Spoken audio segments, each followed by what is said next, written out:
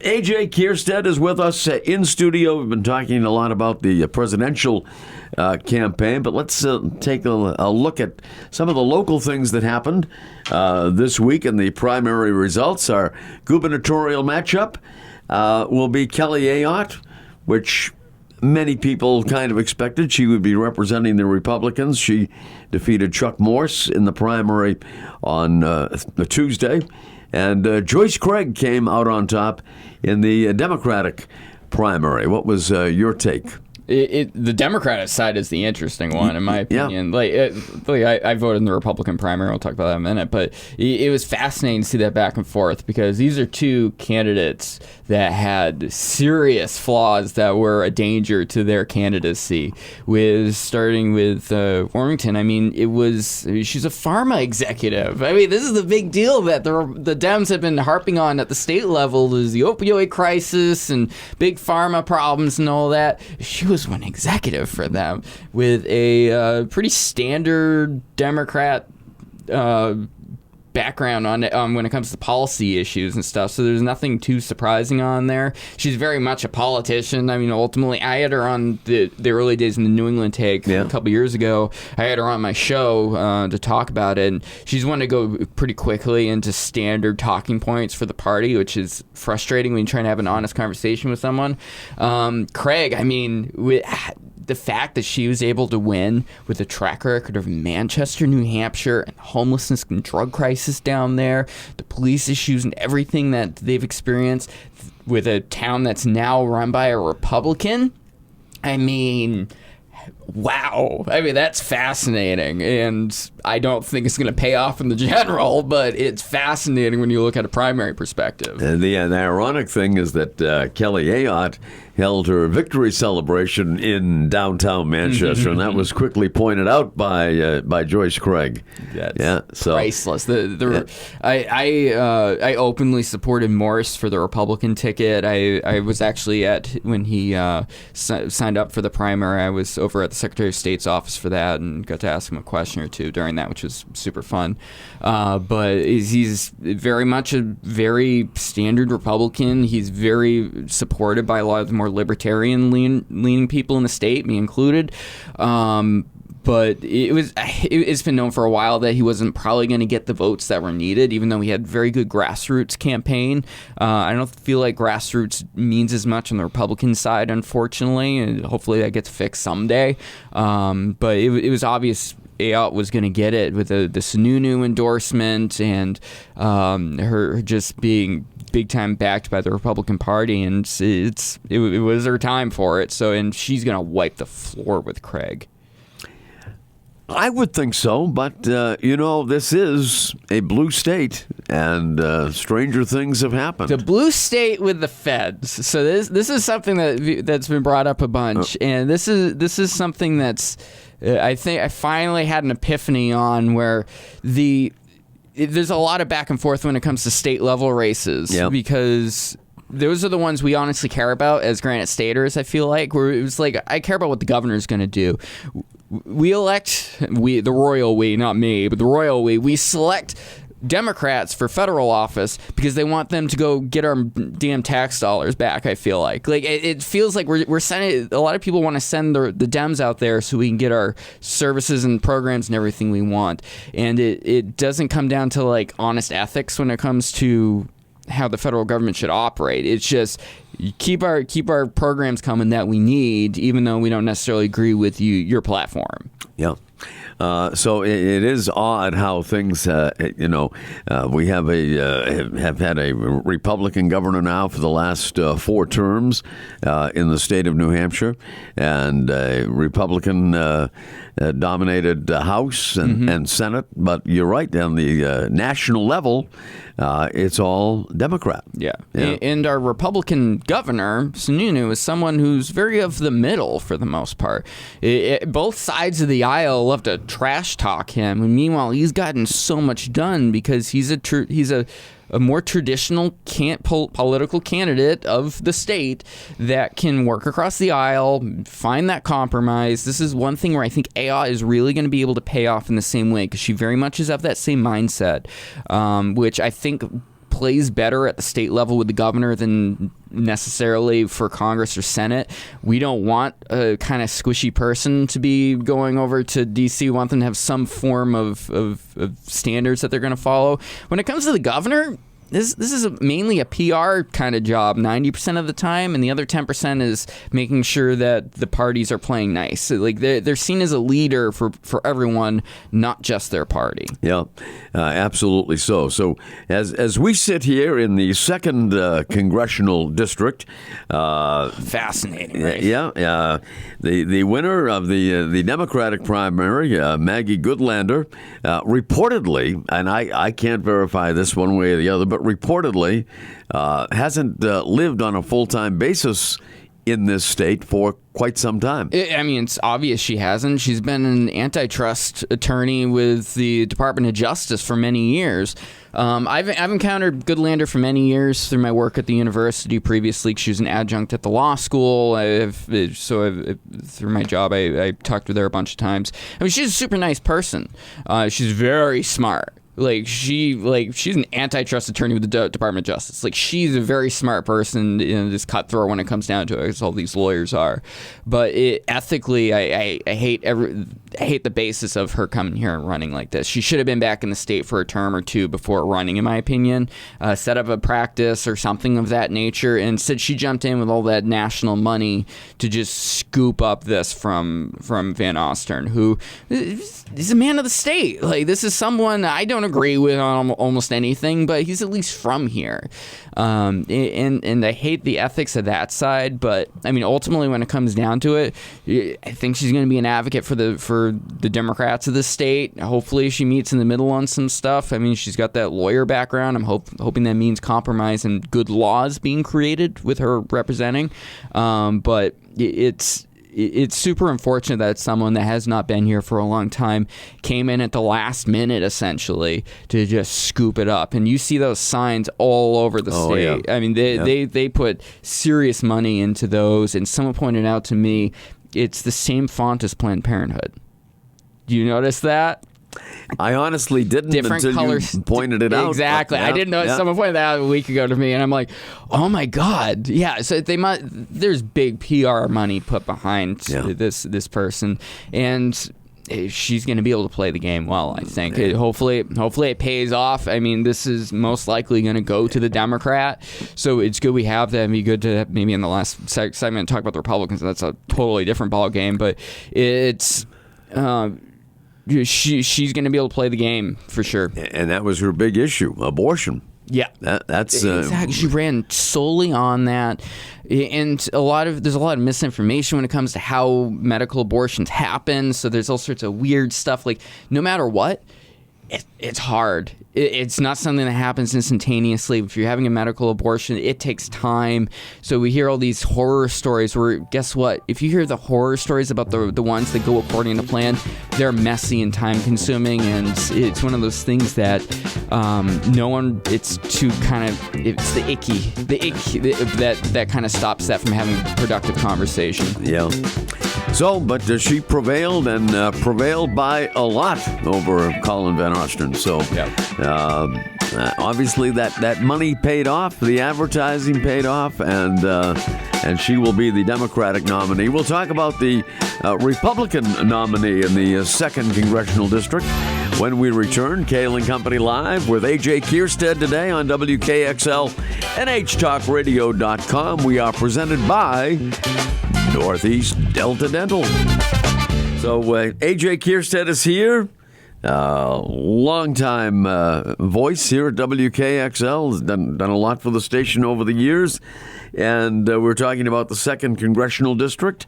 And the winner, of course, was Maggie Goodlander by a wide margin over Colin Van Ostern. As, not running, Annie Custer made it wide open. But this congressional district is, very Democratic, and the last Republican to win in this district was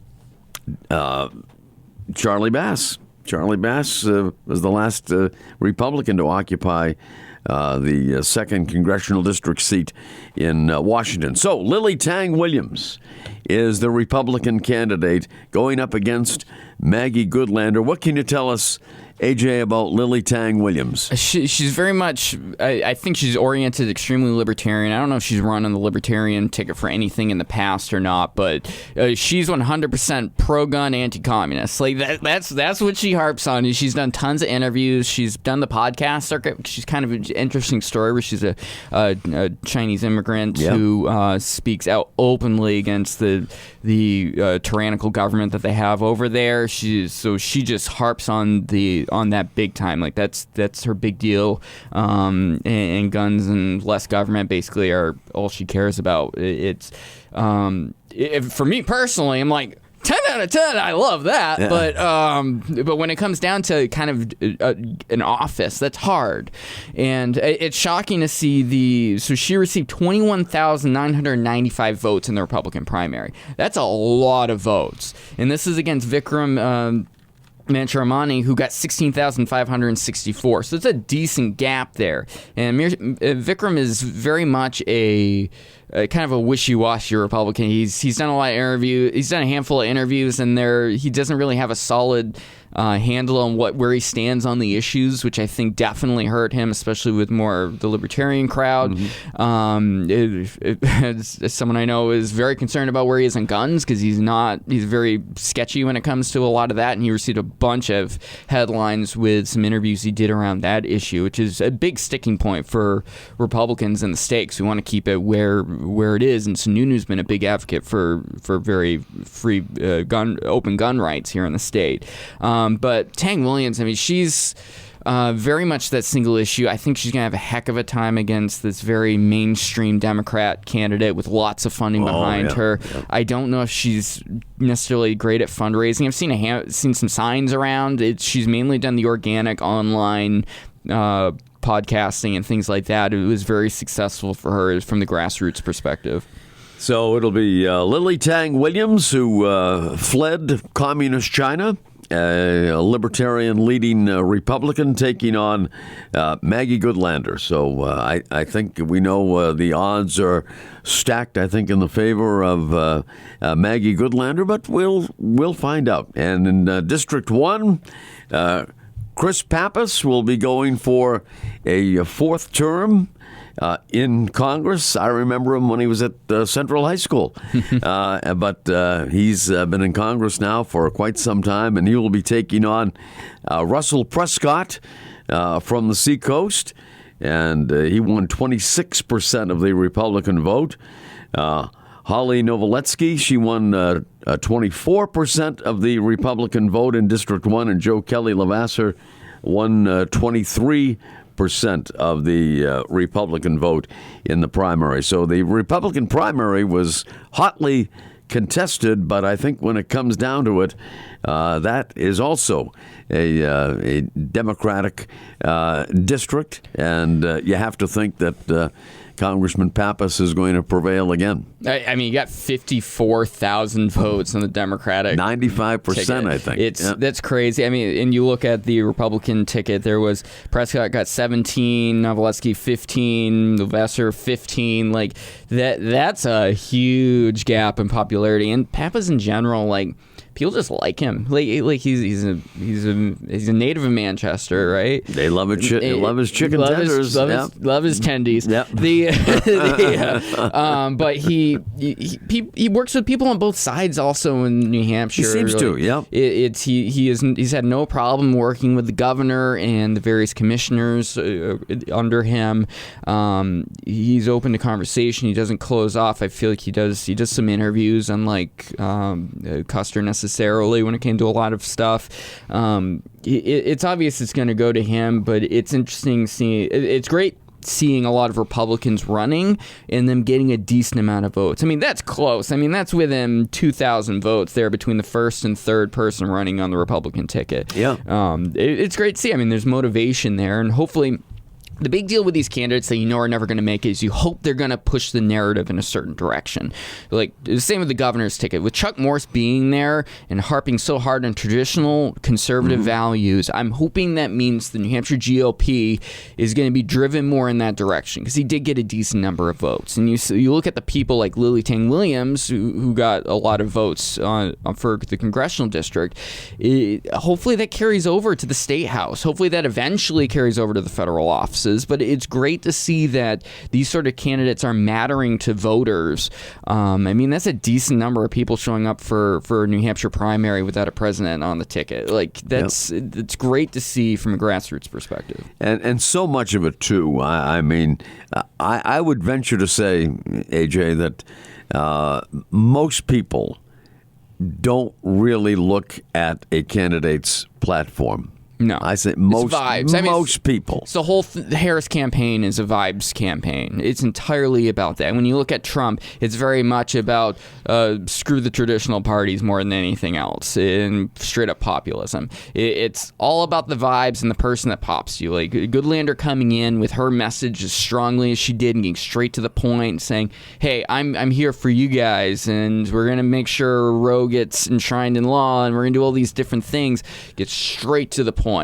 And a lot of the candidates that want to get down in the weeds is very tough. Like when you think Lily Tang Williams, the only thing we think about is anti-communism, and that's about it. When she does have a platform beyond it, but you got to have a message that's straightforward. And a lot of these other candidates did not stand out to me because they did not they're either not an incumbent or have some big track record that makes them stand out, like Ayotte, or they had one message they wanted to get across. I think you could have won the 2nd District Republican nomination, AJ. I really do. I got way too much stuff online for that to happen. If you had run, but I don't think most people educate themselves, and I'm as guilty as anybody else, and it's so much of it is name recognition. Yeah. I mean, Kelly Ayotte obviously is a bigger name in this state than Chuck Morse, even though he served for a number of years in the state Senate, but not as big a name as Kelly Ayotte. Yeah. And I think it mainly comes down to name recognition. I mean, it's how Biden won. It's entirely name recognition. He ran his campaign from his basement, and he barely showed his face. It was vibes, and he's not Trump, and his name is Biden. Like, those are the three things that mattered. And you definitely see that at the state level offices also. It doesn't carry over, obviously, to your local town or city, but anything state level, it definitely is super important. And you need to get out there. You need to get your face in front of people. It's going to take multiple terms of running. But as long as you continue to put out a message, that's super. That's the thing with Morse. He had a message. I'm a traditional Republican, and Ayotte's gonna run as a squish. That was his entire message, and it came across very well, and got him a decent number of votes. Obviously, not enough to bypass that Ayotte name recognition in her time in federal office and the Attorney General, but it matters. And in theory, Morse could run again for something else. I mean, definitely. I mean, he could be a commissioner or something down the road also, because he didn't necessarily burn any bridges, I don't feel like, as aggressive as he was. And he's not the burn bridges kind of guy. He's a good politician, in my opinion. I think Ayotte is a good politician also. So it'll be interesting to see what happens to these people here in the next few months. It certainly will be. They all say that they will work together and try to get their party's candidate nominated. And AJ, want to thank you very much for joining us for this entire hour today. Lots of great insight, both nationally and locally in the political world. And we appreciate all you do. Thanks for having me. NewEnglandTake.com, YouTube, Facebook, Twitter, or X. I'm also on all major podcast platforms if you just search for New England Take. He is still at it, folks. Still at it.